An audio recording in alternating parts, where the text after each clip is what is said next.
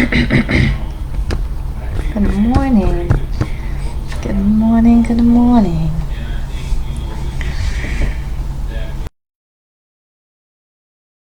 Right.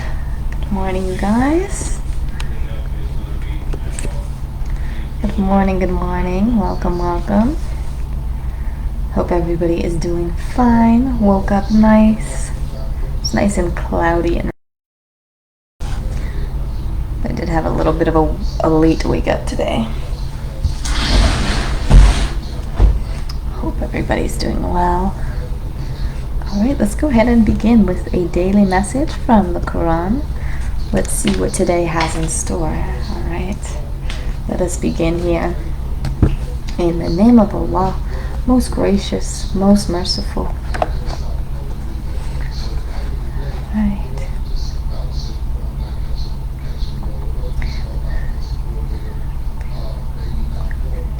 Interesting. Okay. All right. Surah 33, line 58. And when I do feel a hesitancy to come on and read from the Quran at random, I know why. Okay. Allah is about to say some things that it's up to me to go ahead and talk my way out of. I shouldn't say it like that, talk my way out of, but to go ahead and bring to you a message that might be just a little bit more of a challenge to explain. Alright, because we always love the love and the light and the positivity. I love the love and the light and the positivity. So sometimes it is a bit of a challenge. We talked about uncomfortability versus comfort. And this is a good example of challenging, being challenged. Okay, having a challenging circumstance. This is from Surah 33, Al-Ahzab, which means the Confederates. And this is line 58. Line 58. And it reads, excuse me, we have the kitten in the room. Anyways, it gets a little upsetting. I don't know if you can hear. But anyways. And those who annoy believing men and women undeservedly bear on themselves a calumny and glaring sin, Okay? So this is interesting.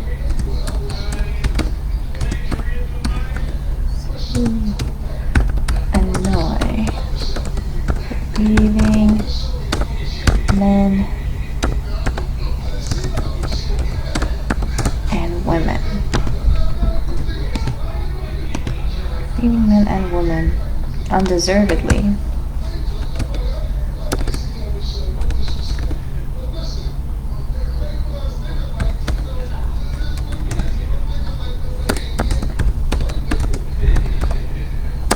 And I will talk about what I've talked about a bit, what I've mentioned before. Is the fact that we do not even have to leave the house anymore to experience the outside, the public. I know social media is really no comparison to real life, you know. We try to make it as real and relatable as possible. But pretty much today you can access anything you would on the outside, you can access online. You can access your shopping, you can access your dining, you can access your church, you can access really anything, any kind of work, dare I mention. Okay, we can access pretty much everything that we would go out of our doorstep to go do for the day. We can now do behind a screen. We can now do on our computers. So with that, anything that might used to bother us or prevent us from going outside now has unlimited access to us through social media, through the internet. Okay, so we are really not cut off from anything, as much as we like to seclude ourselves and keep ourselves safe and such. We're really exposed at the end of the day by providing both our eye gates and ear gates access to what goes on behind the screens of everybody else around us. And I told you this, we do have control, more control than we think, when it comes to moderating our own social medias and what we see, and tailoring what we see to an experience that pleases us versus annoys us. So I think that's a very helpful tool, and anytime you see something, even if it's me, right? Even if it's me that comes on here and talks to you guys from the book every single day, pretty much, even if it rubs you the wrong way, you know, you have the option, you have the opportunity to go ahead and hide or unfollow or whatever you'd like to do, just to give yourself a little bit of peace and a little bit of rest. I learned this recently because I was just getting increasingly annoyed with the things I would see. I follow very very little people on YouTube. Like, I subscribe to them, and when I do get the inkling to go on YouTube, I don't feel like watching a whole movie. I don't really want to watch a show or anything like that. Let's see what's on YouTube, right? I subscribe to very little people, but I try to tailor it so whoever I subscribe to would give me something that I like to watch and something that pleases me. So I go through my subscriptions and I look at their videos to see which one is appealing to me at the time. And a lot of them, like, they're shorts. They're not like a full video. Like, I usually like a good 10 to 20 minute video. But I'm going through, I'm not really seeing anything new of just the people that I'm subscribing to, not the generalized algorithm that comes through and suggests things. I'm just looking for the people that did speak to me and did have a message that I could relate to and that I enjoyed, that motivated me, that inspired me. I'm trying to hear those people again. I'm trying to hear a similar message again. But they're all shorts, right? They're all those little like clips that you would see on TikTok or Instagram or something to go ahead and boost their own engagement, if you will. And give me one moment, because we're speaking about annoying. We have this kitten that is harassing my husband. Hold on. Ian, just don't yell because she's not going to come out if you yell. Just grab her when she comes out, be soft, pick her up, and put her out, okay? I'm not.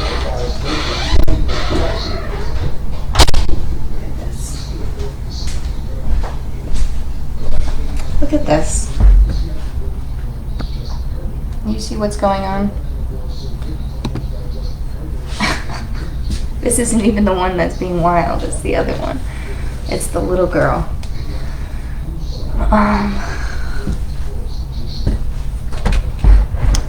Speaking of frustrations, anyways, the YouTube videos, they're short. I'm not really seeing anything that I would like, but I do like to watch like the church services that do their online stuff. I'd like to watch those. I like to watch different pastors, and sometimes, you know, I get aggravated with certain things.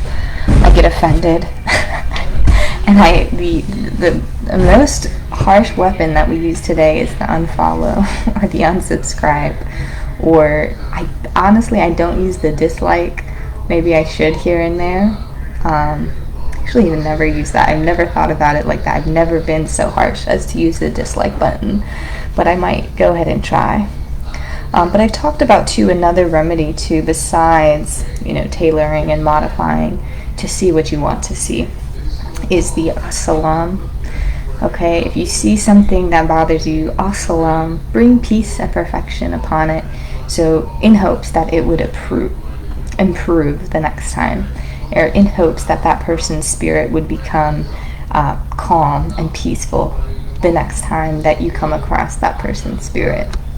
So by doing that, by wishing peace on certain things that bother you, you know, where your normal reaction is to get upset and angry, by wishing peace, what you're doing essentially is forgiving that person, right? Forgiving that person, wishing them peace, wishing them improvement.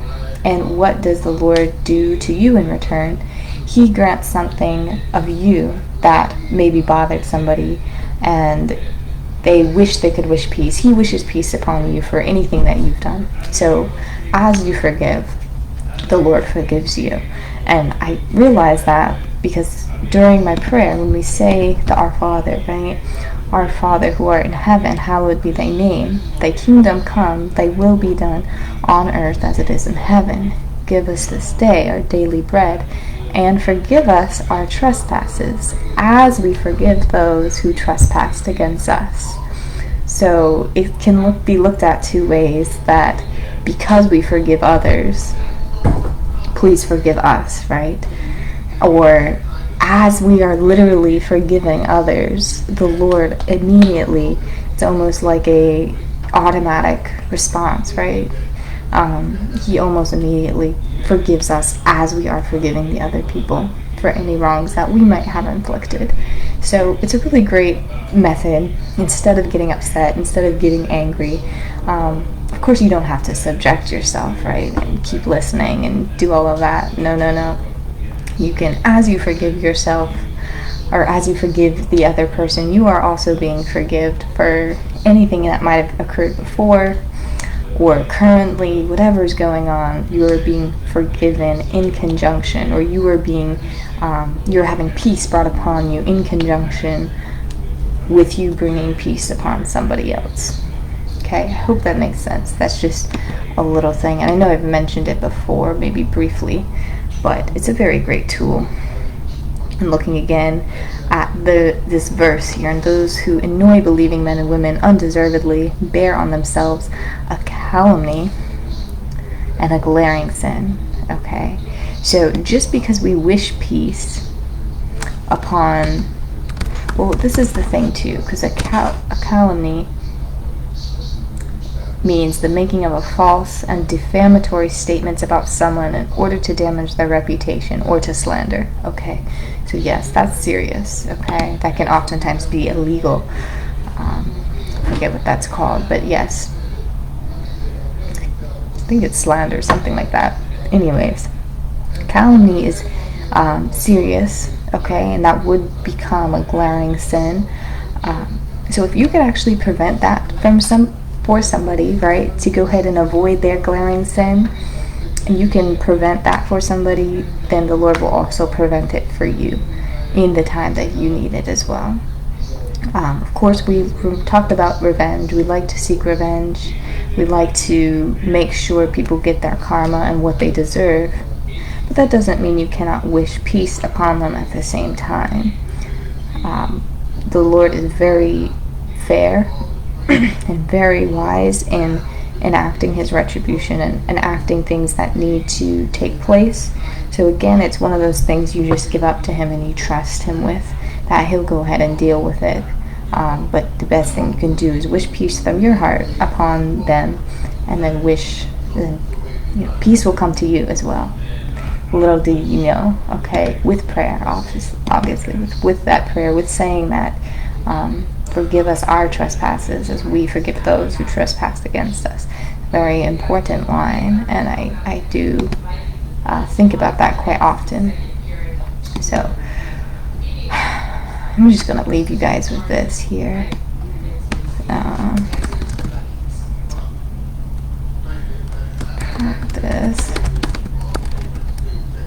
Practice of forgiveness. Okay? Excuse me.